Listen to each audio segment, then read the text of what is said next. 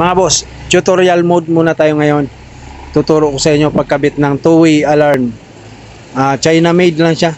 Pero yung the best talaga na brand na two-way alarm dati pa yung Cyclone Alarm. Yung pag tinatapik mo, magsasalita siya ng "Don't touch me, I am protected by Cyclone Alarm."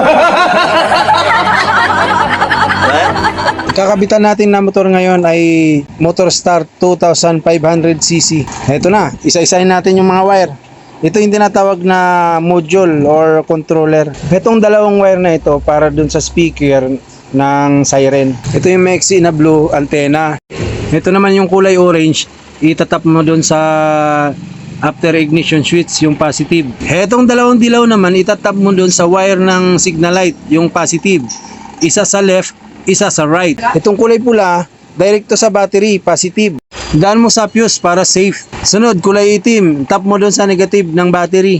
Itong pink tsaka gray, isa lang yung connection niyan. Negative yung output niyan.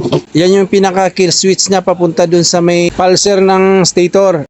Tapos itong kulay blue, itatap nyo doon sa may starter relay, yung positive ng relay. Mga boss, itong tinuro ko ay applicable lang din sa kaparehas ng wiring na ganitong motor.